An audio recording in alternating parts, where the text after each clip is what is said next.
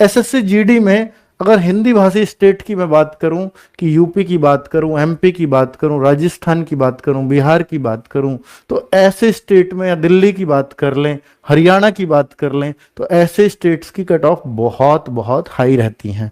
तो इन स्टेट में ये बहुत ज्यादा जरूरी बन जाता है बच्चे का कि मैथ्स भी अच्छा हो, रीजनिंग भी अच्छी हो, हिंदी भी अच्छी हो। ये 3 सब्जेक्ट अगर अच्छे होंगे तो ही आप अपना फाइनल सिलेक्शन इंश्योर कर पाओगे।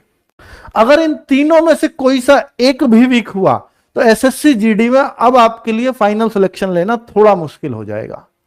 बात है सर जीएस, तो जीएस ऐसा भी है बच्चों कि इस बार जिनके 160 प्लस बच्चों के मार्क्स थे 160 में से, तो उनको नॉर्मलाइजेशन का फायदा मिला। ऑब्वियसली सबको नॉर्मलाइजेशन का फायदा हुआ है, किसी को 7 का हुआ, किसी को 8 का हुआ, किसी को 10-11 तक के भी हुए हैं। तो जिनका जीएस जो मतलब 160 के आसपास थे, उनका जीएस तो जा रहा था सबका 18, 17, 19, 20, यही स्कोर थे सबके उनके। अब जो एवरेज बच्चा था उनका स्कोर चल रहा था इस बार की जीएस में 15 के आसपास। लेकिन जो वीक बच्चा भी था वो इस बार 12 क्वेश्चन आराम से कर ले रहा था।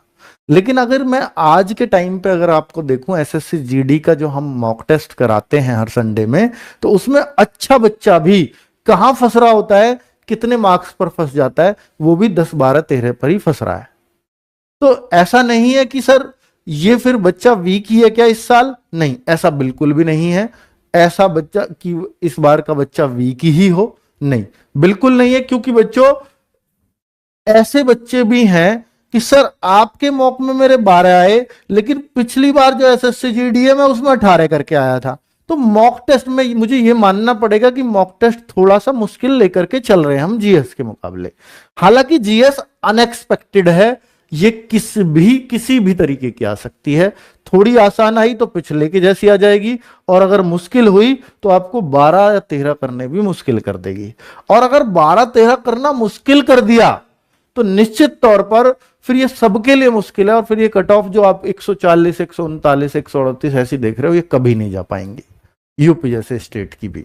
ठीक है, तो मैं ये कहना चाह रहा हूं कि अगर आप हिंदी भाषी स्टेट से हो तो इन तीनों में कोई भी कमी बर्दाश्त नहीं होगी। इन तीनों सब्जेक्ट्स में ये तीनों स्ट्रांग होने ही चाहिए, तो ही आप अपने फाइनल सिलेक्शन की उम्मीद करो। अब लेकिन इनमें एक सब्जेक्ट है मैथ यूपी का बच्चे का भी, ऐसे बहुत सारे बच्चे हैं, लड़कियां स्पेशली, कि सर मैथ्स मेरा अभी भी वीक है, मैं क्या करूं, मेरी रीजनिंग बहुत अच्छी है, मेरी हिंदी बहुत अच्छी है, मैं जीएस भी ठीक ठाक कर लेता हूं या कर लेती हूं, लेकिन मैथ्स का क्या करूं।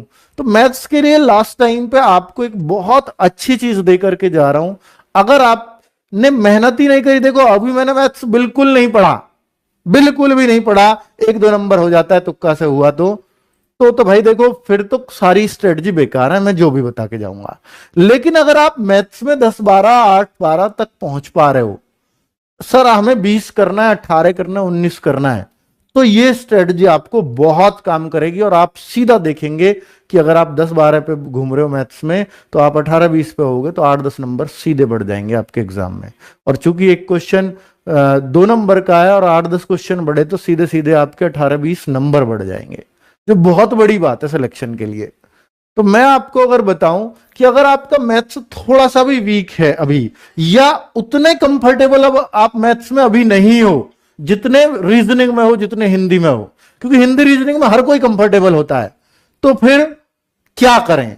तो मैं आपसे कह रहा हूं कि आज से मैं एक चीज देकर के जा रहा हूं आपको कि 2 से 2.5 घंटा एक चैप्टर पे एक शॉट में करना, एक चैप्टर को एक बार में ही करना 2 से 2.5 घंटे के अंदर, और सेम चैप्टर को फिर बुक से प्रैक्टिस करना।